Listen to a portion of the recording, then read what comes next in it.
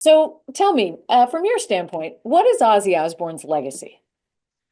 The legacy is somebody who just forged paths that were incredible paths. I mean, I believe we can credit him with creating a genre of music in heavy metal music.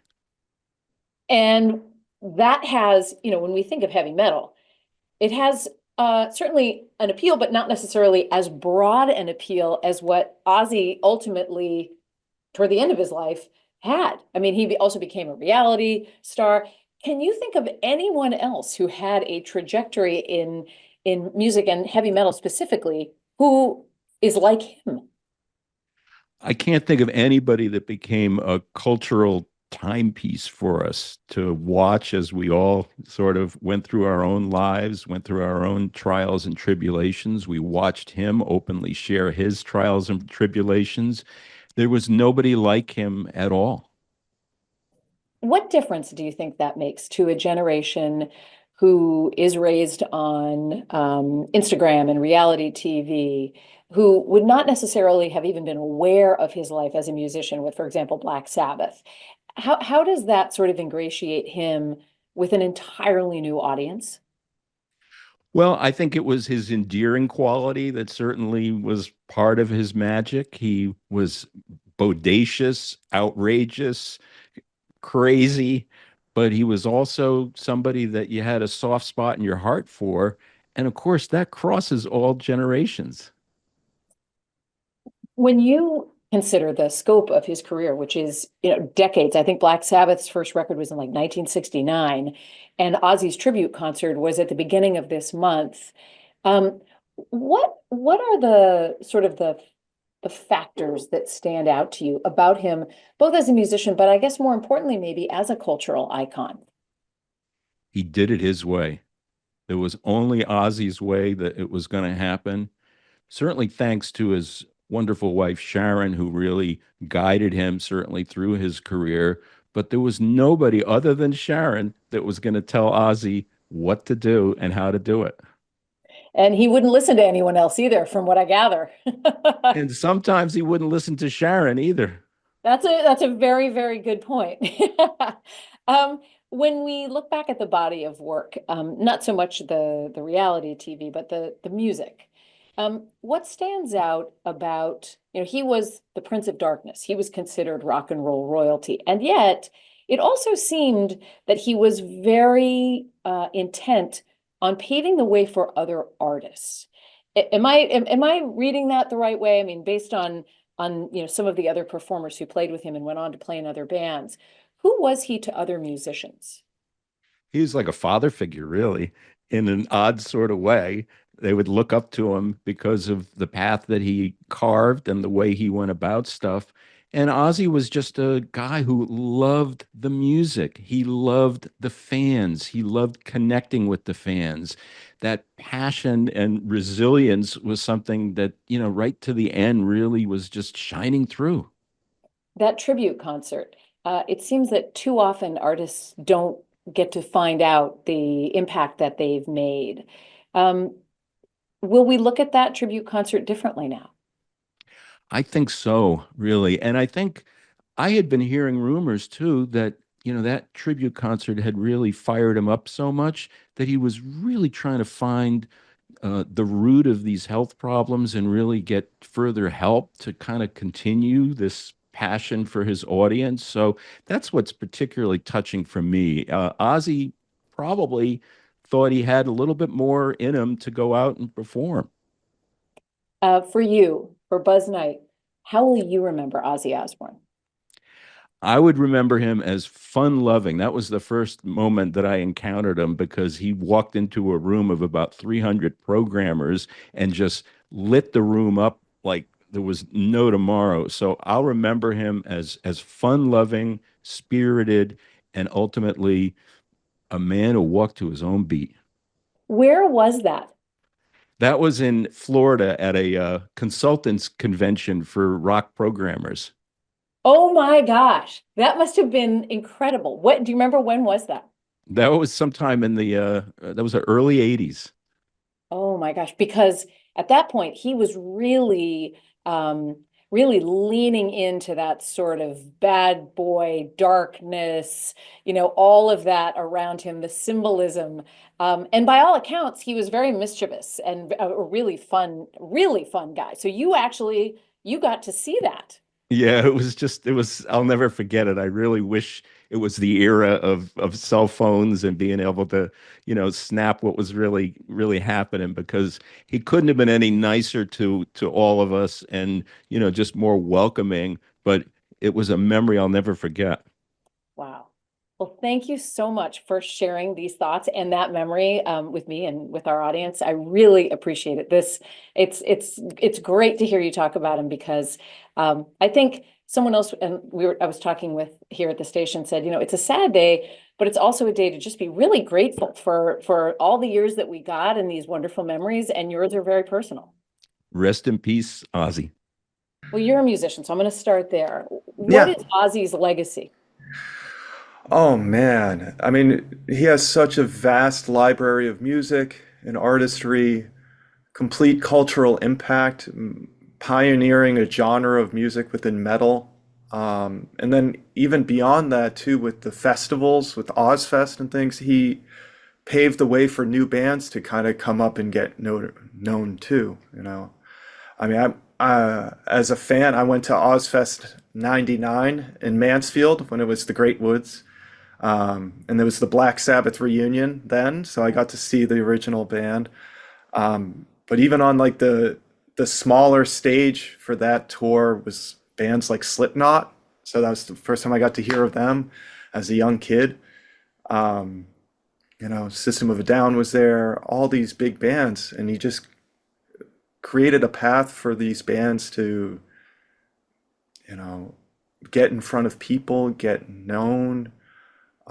And then even the musicians in that he had cycling through his own band. I mean, if you look at all the different members that was in Ozzy's band at some point, you see after doing Ozzy, they went on to play with Metallica, Rob Zombie, start their own bands and get big too. So there's just so much history. It's the big root of this tree. Right, that's a wonderful way to put it. You mentioned the genre really that, he pioneered even within heavy metal. What was that, and why do you think it had such an appeal? And I mean, it's interesting for me to see, thinking of it from a specific music standpoint. Mhm. You know, there's elements of blues in it, but he really, with Black Sabbath, they really leaned into the darker side of things. It wasn't the faster kind of metal that I heard when I think of like Led Zeppelin, like Immigrant Song is like an early version of metal that I can think of. Whereas Black Sabbath was slower, it was darker, it was moodier. There was this ambience to it. Then the whole aesthetic, the black, the upside down cross, all this thing. So it's this element of rebellion as well, and the showmanship. I mean, there's so many elements of it. Um, you know, And what's interesting is that all of the things you're describing, they're sort of like the dangerous affect, and yet by all accounts, he was a prankster and he was playful. And when you would see him anywhere, there was sort of he was sort of he he seemed to thrive on mischief. yes, yes, very much so. Which I think even to this day within metal, there's an element of that too. I feel in the metal in culture, sometimes metal is looked upon as evil and dangerous people and things like that. But a lot of them are pranksters and jokesters and extremely kind people. So I think it's a way to get out. Uh, you know, it's a healthy way to get out those angrier aggressions and a good community element. And yeah, I mean, he really helped pave the way for that. Um, so that's a huge loss, obviously. I'm glad to see how he went out with the final show. It seemed like that was a great success all around and an extreme celebration of his life, which was good to see through the community. I think what was so remarkable about that too is that so often there are tributes to artists after they've passed. And the sort of tragedy in that is that they never get to appreciate how beloved and respected they are.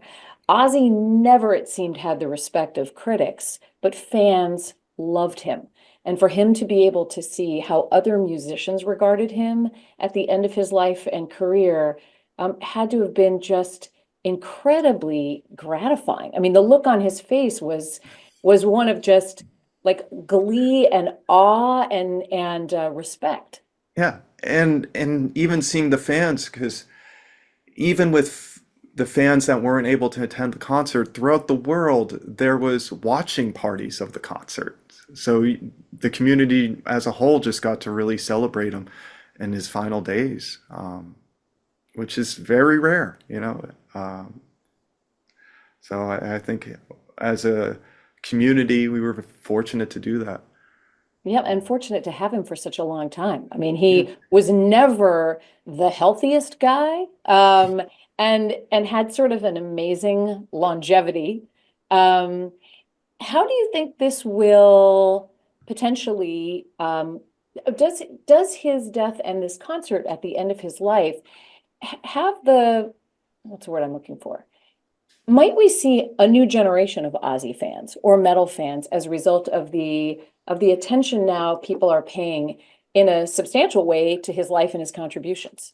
I think so, for sure. I think there will definitely be a tick up with people checking out his music, because now, you know, usually after the death of a famous artist like this and an influential artist, because a lot of people are talking about it, so it makes people want to see, oh, what this seemed to impact a lot of people. I want to check it out, and I think there's going to be a lot of new fans there, and then it'll be interesting to see how the legacy will continue years down the line. Just the impact of it. Um, you know, I mean, the career spanned it over what, almost close to 60 years at this point. I'm trying to think when the first Black Sabbath record came out, 1970, 16, I was around in 1969, 1970. 1970. Yeah. Yeah, you know, so I mean, it's just a huge body of work and pretty consistent. And then it's interesting too, because I mean, I'm more of a fan of his from the music side of things, but then there was the reality show era side of things too, which helped keep him relevant in some ways too.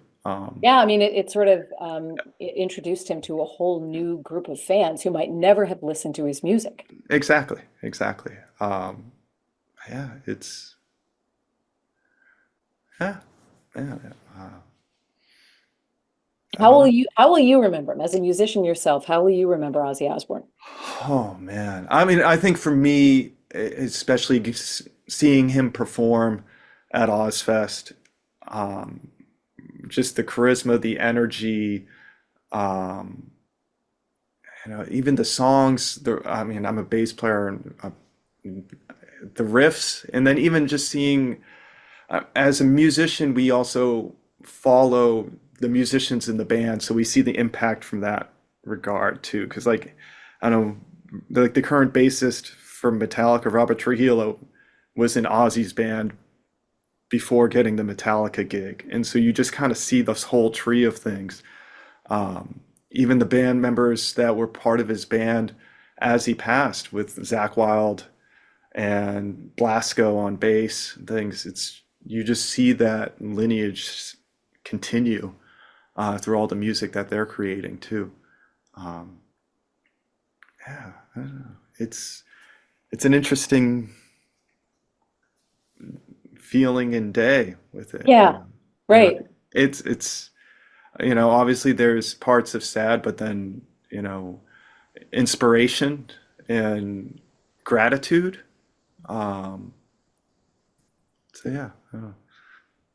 Awesome. Well, I so appreciate you spending a few minutes. This was really nice. It was a nice way for me to talk about it. Yeah. And reminiscing in the newsroom, you know, huddled in an edit bay, listening to his music and going all the way back. But I really appreciate it. Thank you I, very thank much. you very much for having me.